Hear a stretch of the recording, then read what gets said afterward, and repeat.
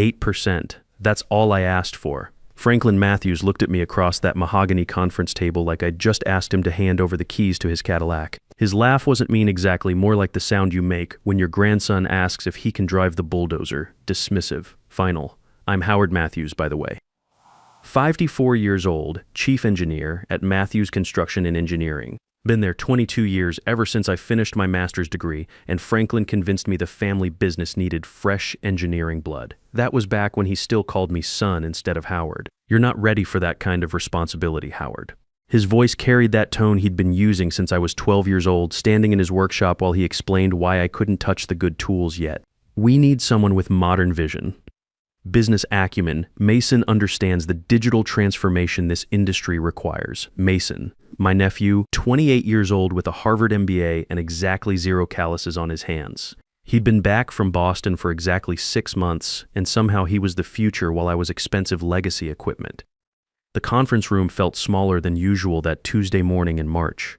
Just Franklin at the head of the table, me on one side, Mason on the other with his laptop open and that confident smile MBA programs teach you. The kind that says, I know things you don't understand. Outside the windows, I could see our equipment yard where the real work happened. Excavators, concrete mixers, the stuff that actually built things instead of PowerPoint presentations about building things. Margaret needs back surgery, I said, adjusting my hard hat strap out of habit even though I wasn't wearing it. $95,000. Insurance won't cover the procedure she needs because it's considered experimental, and Jessica just graduated law school with $180,000 in debt. Franklin's expression didn't change. Still that patient grandfather look he wore when explaining basic concepts to children. Howard, we've talked about this. Your compensation package is competitive for your role.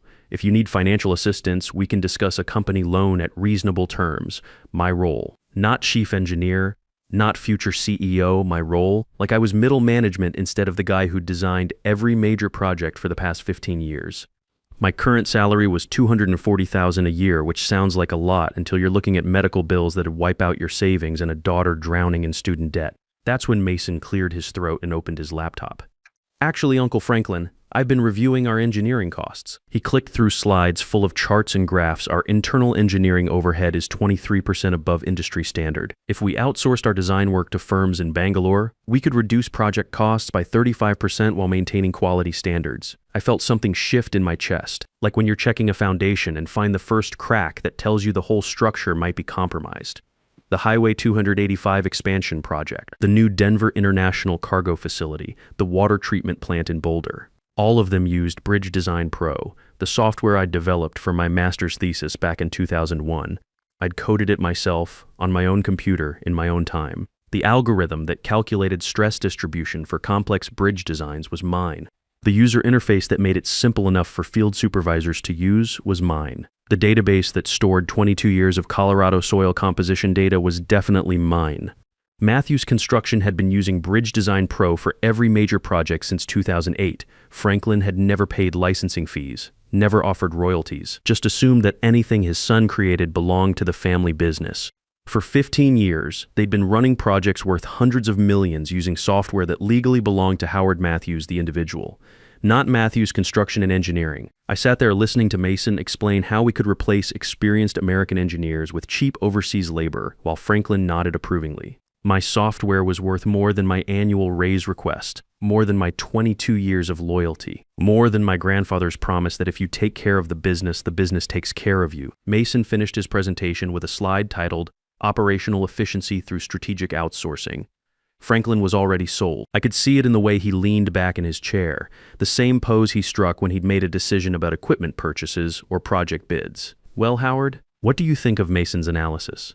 I thought about Margaret lying awake at night because her back hurt too much to sleep, about Jessica working 60-hour weeks at a law firm that treated first-year associates like disposable labor just to make minimum payments on loans that'd follow her for decades, about 22 years of missed family dinners and weekend work calls, and building this company's reputation project by project. I think I said slowly that you should check your licensing agreements before you make any major changes to our engineering process. Franklin frowned. Licensing agreements for Bridge Design Pro, the software that runs about 80% of our structural calculations. You never actually purchased it from me. You've been using it under an informal family arrangement for the past 15 years. The room got quiet except for the hum of air conditioning. Mason's confident smile flickered like a computer screen losing power. That's family intellectual property, Franklin said, but his voice had lost some of its certainty. You developed it while working here. Actually, I developed it for my thesis defense in 2001, 3 years before I joined the company. The copyright registration's in my name, the source code's on my personal servers. Every update and modification's been tracked through my personal GitHub account. I pulled out my phone and showed them the documentation I'd been smart enough to maintain. Development logs, timestamp records, copyright certificates, 2 years of evidence that proved Bridge Design Pro belonged to Howard Matthews the individual, not Matthews Construction and Engineering. Mason was typing furiously on his laptop, probably searching for legal precedents or trying to figure out how much trouble they were in. Franklin just stared at me like I'd grown a second head. You can't be serious, he said. Wilson Engineering Group offered me $4 million for an exclusive licensing deal last month, I said. I told them I wasn't interested because I was loyal to the family business. Guess I need to reconsider their offer. That got Franklin's attention. Wilson was our biggest competitor for state infrastructure contracts. They'd been trying to break into the Colorado market for years but couldn't match our technical capabilities. Now they knew why. I stood up and walked to the window overlooking the equipment yard. 22 years of building this place up from a mid-sized contractor to a $150 million operation. 3 generations of Matthews men working with their hands and their minds to create something lasting. And now Franklin wanted to ship our expertise to India while promoting a kid who thought engineering was something you managed instead of something you mastered. Franklin, Mason, I've got a proposal for you both. Give me the 8% raise I asked for, plus a commitment that engineering stays in-house with American workers, and we'll call it even. Or I'll withdraw the license for Bridge Design Pro and let you explain to the Colorado Department of Transportation why the Highway 285 project needs to be redesigned from scratch. The silence stretched long enough for me to count 3 concrete trucks leaving the yard. Mason's laptop screen had gone dark. Franklin's hands were flat on the conference table like he was bracing himself against an earthquake. You wouldn't do that to the family business, Franklin said finally. I turned back from the window. 22 years I've been asking you to treat me like family instead of hired help. Today you told me I'm not ready for responsibility while a kid who's never poured concrete gets to plan our future. So maybe it's time to stop thinking about this as a family business and start thinking about it as just business. I walked out of that conference room knowing I'd crossed a line I couldn't uncross. By the time I got back to my office, Wilson Engineering's number was already dialed on my phone. Thomas Wilson answered on the second ring, Howard Matthews. I was wondering when you'd call. The conversation lasted 20 minutes. Wilson had done his homework. He knew exactly what Bridge Design Pro could do, exactly how much revenue it generated for Matthews Construction, and exactly how much it'd be worth to a competitor trying to break into the Colorado infrastructure market. His offer wasn't just about the software, it was about everything that came with it. My relationships with state engineers, my knowledge of local soil conditions, my 22 years of project history. We arranged to meet Thursday afternoon at his downtown office. 2 days to let Franklin sweat. 2 days to think about whether I really wanted to blow up everything my grandfather had built. But every time I wavered, I thought about Margaret's pain and Jessica's debt and Franklin's dismissive laugh. That evening, I sat at my kitchen table trying to explain the situation to Margaret. She was supposed to be resting, doctor's orders, but she insisted on making dinner anyway. That's Margaret for you. Nurse for 28 years before early retirement, still trying to take care of everyone else while her own back was falling apart. So let me understand this, she said, stirring pasta sauce with one hand and holding her lower back with the other. You developed this software in graduate school. The company's been using it for free for 15 years, and now they won't even give you an 8% raise to help pay for my surgery. That's about the size of it, I said. And this Wilson company wants to pay you $4 million for it, plus a job as regional director, $285,000 a year starting salary. Margaret stopped stirring and looked at me. Howard, honey, that's more than twice what you're making now. I know, then what are we talking about here? She sat down across from me, wincing as her back protested the movement. You've been loyal to that company for 22 years. You've sacrificed family time, missed Jessica's school events, worked weekends and holidays. What have they sacrificed for you? I didn't have an answer for that. Franklin had inherited the company from his father, my grandfather's partner. He'd grown up expecting to run it. Mason had inherited his position just by being young and having the right degree. I'd earned everything I had, and they acted like it was a favor. Jessica came home from work while we were eating. She looked exhausted. First-year associates at big law firms work brutal hours, and she was putting in extra time to make partner track while paying off loans that grew faster than her salary. Dad, you look terrible, she said, dropping her briefcase by the door. What happened? I told her about the meeting, about Franklin's refusal, about Mason's outsourcing plan. Jessica listened without interrupting, her lawyer training kicking in. When I finished, she was quiet for a long moment. Do you have documentation proving you own the software, she asked. Comprehensive documentation. Development logs, copyright registration, the works. And the company's been using it without a formal licensing agreement for 15 years. She leaned back in her chair, thinking, Dad, you have a slam-dunk intellectual property case. If you wanted to sue for back royalties, you'd probably win big. But that'd destroy the family business and create years of legal battles. I don't want to destroy the business, I said. I just want fair treatment. Then use the leverage to get what you want, but you need to be prepared to follow through if they call your bluff. Thursday afternoon, I sat across from Thomas Wilson in his downtown Denver office. He was about my age, gray-haired, wearing jeans and a polo shirt instead of a suit. His office had blueprints pinned to every wall, photos of bridge construction projects. The workspace of someone who understood the technical side of the business. I've been following Matthews Construction's work for years, he said. Specifically, I've been trying to figure out how you consistently underbid competitors while maintaining profit margins. Your structural designs are more efficient than anything else in the region. That's Bridge Design Pro. The software optimizes material usage, reduces waste, speeds up the design process. Wilson nodded. And now I understand why your father's been so confident about big project bids. He's had an unfair advantage for 15 years. I wouldn't call it unfair. Family arrangement. Wilson smiled. Well, that family arrangement is about to become a business opportunity. Are you ready to discuss terms? We spent 2 hours going through details. Wilson wasn't just buying software. He was buying my expertise, my relationships, my knowledge of Colorado's infrastructure needs. The $4 million licensing deal was just the beginning. He wanted me to head up their new Colorado division, build a team of experienced engineers, compete directly against Matthews Construction for state contracts. The irony wasn't lost on me. Wilson was offering everything Franklin had refused: recognition for my technical skills, fair compensation, respect for my experience, plus the resources to compete against the family business that had taken me for granted. I'll need a few days to think about it, I said. Take all the time you need. But Howard Wilson leaned forward. Your father's going to realize what he's losing soon enough. When that happens, he'll try to match our offer. Don't let family loyalty cloud your judgment about what you're really worth. I drove home through Denver rush hour traffic, thinking about 22 years of family loyalty and what it had gotten me. Margaret was right. I'd sacrificed for the company, but what had the company sacrificed for me? Franklin lived in a mansion in Cherry Hills Village. Mason drove a BMW fresh out of business school. I lived in a middle-class neighborhood and worried about medical bills. When I got home, Margaret was on the phone with her doctor's office, trying to schedule her surgery despite insurance complications. She hung up looking frustrated. They want payment up front because it's experimental. She said $95,000 before they'll even schedule the procedure. I sat down next to her on the couch and took her hand. What if I told you we might not have to worry about money anymore? What do you mean? I mean, what if I took the Wilson offer? What if we stopped being loyal to people who don't value loyalty?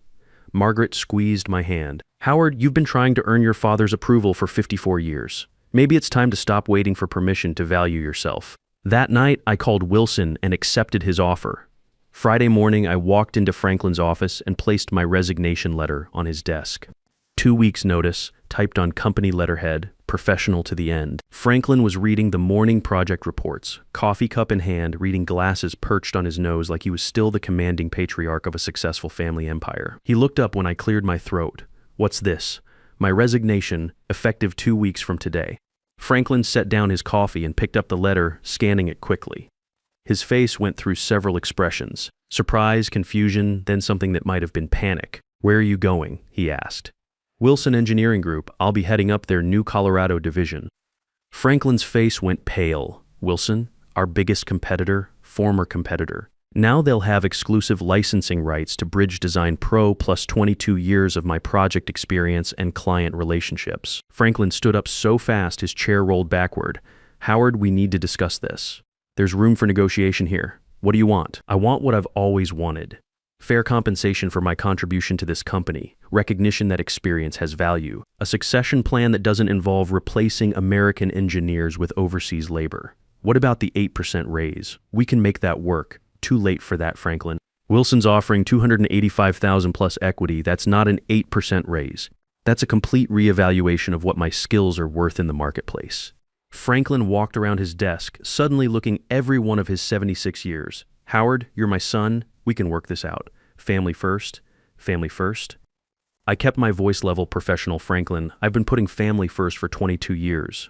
Where was family first when you chose Mason over me for succession planning? Where was family first when you laughed at my raise request while my wife needs surgery we can't afford? The Highway 285 project, Franklin said desperately. We're in final engineering phase. If you pull the software licensing now, we'll miss deadlines. The state penalties alone will cost millions. That's not my problem anymore. You have 2 weeks to find alternative design software. I suggest you start making calls. Franklin dropped into his visitor chair like someone had cut his strings. In 22 years. I'd never seen him look defeated, vulnerable, human instead of patriarchal authority figure. How much, he asked quietly. How much would it take for you to stay? It's not about money anymore, Franklin. It's about respect. And respect isn't something you can negotiate after you've already made it clear I don't have it.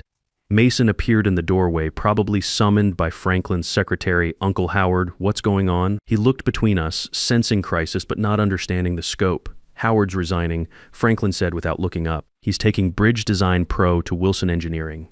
Mason's confident MBA composure cracked. Uncle Howard, we can work something out. Maybe I was too aggressive about the outsourcing proposal. We can table that discussion. Can you table it forever? I asked. Can you guarantee that American engineering jobs will be protected?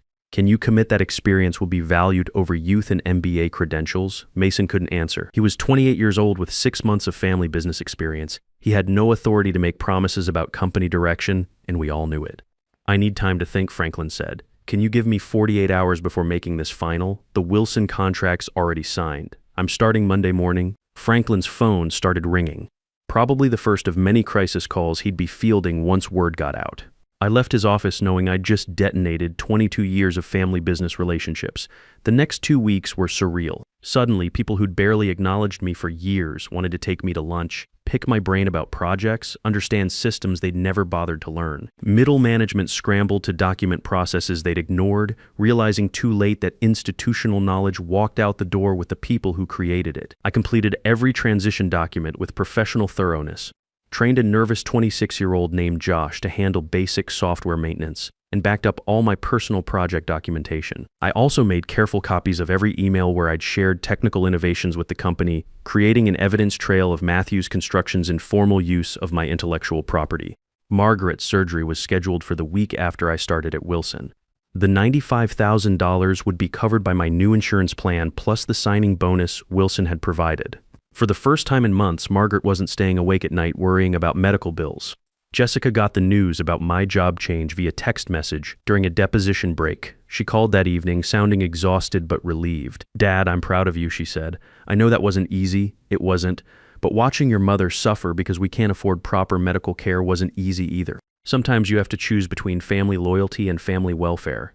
Uncle Franklin called me 3 times this week, Jessica said, asking if I'd talk to you about reconsidering. I told him you'd made your decision like an adult and he should respect it. What'd he say to that? Nothing, but he sounded desperate. Sunday evening, Franklin showed up at my house. I was in the garage organizing tools and equipment that technically belonged to Matthews Construction, but had lived in my personal workspace for years. Measuring devices, specialized calculators, reference materials I'd accumulated over 2 decades of engineering work. Mind if I come in? He asked from the doorway. It's your equipment. Come to collect it. Franklin looked around the garage at 22 years of accumulated professional tools and materials. No. I came to ask you one more time to reconsider. Franklin, it's over. I start at Wilson tomorrow morning. The Highway 285 project's in trouble. Without Bridge Design Pro, we're looking at significant delays. The state's threatening contract cancellation. You've got 2 weeks to figure it out. Maybe Mason's MBA training covered crisis management. Franklin winced. Howard, I made mistakes. I should have recognized your contributions better. Should have planned succession differently. Should have, would have, could have. I picked up a torque wrench and placed it in the box destined for Matthews Construction. 22 years too late for should. What if I made you CEO immediately? Franklin asked, full authority over company operations. Mason reports to you instead of the other way around. I stopped packing and looked at him. 3 days ago, you wouldn't give me an 8% raise. Now you're offering CEO position. 3 days ago, I didn't understand what you meant to this company. You didn't understand or you didn't want to understand. Franklin was quiet for a long time, watching me pack away pieces of my professional life. Maybe both, he said finally. I sealed the box and wrote Matthews Construction on the side with a permanent marker. Franklin, I appreciate the offer. But Wilson Engineering valued my expertise before they needed it desperately. They offered fair compensation based on market value, not family crisis. That's the difference between respect and panic. Franklin picked up the box of tools, suddenly looking like an old man carrying too heavy a burden. "I'm sorry, Howard. I'm sorry it took me so long to see what was right in front of me. I know you are, but being sorry doesn't change 22 years of being taken for granted." Monday morning, I walked into Wilson Engineering's Denver office for the first time as an employee instead of a visitor. My nameplate was already on the door. Howard Matthews, Regional Director, Colorado Division, the title I should have had years ago in a company that valued experience over family politics. Thomas Wilson was waiting with coffee and a team introduction schedule. "Ready to start building something new?" he asked. I thought about Franklin, probably sitting in crisis meetings trying to figure out how to complete the Highway 285 project without the software his son had developed. About Mason, learning that MBA theories don't solve real engineering problems. About 22 years of loyalty that had never been properly valued until it was gone. "More than ready," I said. 6 months later, I was sitting in my corner office at Wilson Engineering, reviewing bids for the new Colorado Springs water treatment facility. A $95 million project that would use updated versions of Bridge Design Pro and engineering techniques I'd spent 2 decades perfecting. Through my window, I could see downtown Denver construction sites where Wilson crews were implementing my designs, building infrastructure that lasts generations. Margaret's surgery had gone perfectly. The experimental procedure worked better than expected. She was back to her old self, pain-free for the first time in years, volunteering at the hospital where she'd worked for 28 years. The $95,000 cost hadn't even dented our finances. Jessica had used her Wilson signing bonus to pay off the worst of her student loans. She'd also started dating a civil engineer from our structural division, a guy who appreciated both her legal mind and her family's blue-collar work ethic. She was thinking about joining Wilson's legal department instead of grinding away at 60-hour weeks for partners who treated associates like disposable labor. Franklin had called twice in the past month, not about business this time. Personal calls, checking on Margaret's recovery, asking about Jessica's career. The conversations were awkward but genuine. We were slowly rebuilding a father-son relationship that had been buried under 22 years of workplace disappointment. Matthews Construction had managed to survive my departure, barely. They'd licensed emergency design software from a California firm for 3 times what my royalty payments would have cost. The Highway 285 project finished 6 months behind schedule with state penalties that ate most of their profit margin. Mason had lasted another 3 months before accepting a consulting position in Chicago, admitting that family business politics weren't covered in Harvard's MBA curriculum. Franklin had brought in a 58-year-old engineer named Paul Bradford as interim CEO, someone with actual construction experience who understood the difference between managing spreadsheets and managing construction projects. The company was stabilizing under experienced leadership, but they'd lost significant market share to Wilson Engineering in the Colorado infrastructure market. The irony wasn't lost on me. Wilson had grown from a regional player to a major force in Colorado construction, largely based on the expertise and software that Matthews Construction had taken for granted. We'd won the Denver Airport expansion contract, the Colorado Springs water project, and were bidding on federal highway work throughout the Mountain West. Uncle Charles had stopped by Wilson's offices the previous week, ostensibly to discuss a potential subcontracting partnership, but really to see how I was doing. He'd been one of the few family members who'd supported my decision from the beginning. "You look good, Howard," he'd said, relaxed, happy. "It's amazing what fair compensation and professional respect can do for your outlook." Charles had smiled. Franklin's learned some lessons, expensive ones, but sometimes that's what it takes. Last month, I'd received an industry recognition award for innovation in bridge design software. Standing at that podium, looking out at an audience full of engineers who understood the technical complexity of what I'd built, I thought about Franklin's comment regarding my readiness for leadership responsibilities. He'd been wrong about everything. We weren't expensive legacy employees clinging to outdated approaches. We were experienced professionals who understood the difference between moving fast and building systems that actually work long-term. The award dinner was held at the Brown Palace Hotel, the same venue where Franklin had celebrated Matthews Construction's 50th anniversary 2 years earlier. Back then, I'd sat at a back table while Franklin gave speeches about family legacy and traditional values. This time, I was the keynote speaker, talking about the importance of protecting intellectual property rights and valuing experienced workers in an industry obsessed with cost-cutting and outsourcing. Margaret sat at the head table, proud and pain-free. Jessica was there with her engineer boyfriend, both of them planning careers in infrastructure development. Thomas Wilson introduced me as the architect of Colorado's most innovative bridge design technology, a recognition I'd waited 22 years to receive. Franklin had sent a congratulatory note, handwritten on company letterhead. Proud of your achievements. You deserved this recognition years ago. It was the closest he'd ever come to admitting he'd been wrong about my value to the engineering community. 3 weeks ago, I'd gotten a call from the Colorado Department of Transportation. They wanted Wilson Engineering to lead a $200 million highway modernization project, the largest infrastructure contract in state history. The project would require advanced bridge design software, innovative engineering solutions, and experienced project management. Everything Franklin had dismissed as outdated legacy thinking. I accepted the contract on behalf of Wilson Engineering, knowing that Matthews Construction would be watching from the sidelines, probably regretting every decision that had led to my departure. When you combine decades of hard-won experience with the motivation to prove doubters wrong, you create something pretty unstoppable. Franklin had thought my gray hair was a liability. Turned out it was my competitive advantage. Every year of experience I'd accumulated, every project I'd completed, every technical challenge I'd solved had prepared me for this moment. The Highway 285 extension was visible from my office window, the project that had started this whole conflict. Matthews construction crews were finishing the final phases using expensive licensed software instead of my streamlined systems. Wilson Engineering was already working on the next phase, the Colorado Springs connector that would integrate with existing infrastructure using Bridge Design Pro algorithms. Wilson knocked on my office door carrying coffee and blueprints for our next major project. Ready for the next challenge, he asked. I thought about Franklin, probably reviewing quarterly reports that showed continued revenue decline, about Mason learning that MBA theories don't substitute for hands-on engineering experience, about 22 years of loyalty that had never been properly valued until it was gone. More than ready, I said. You know, I used to believe my grandfather's advice. Take care of the company, and the company takes care of you.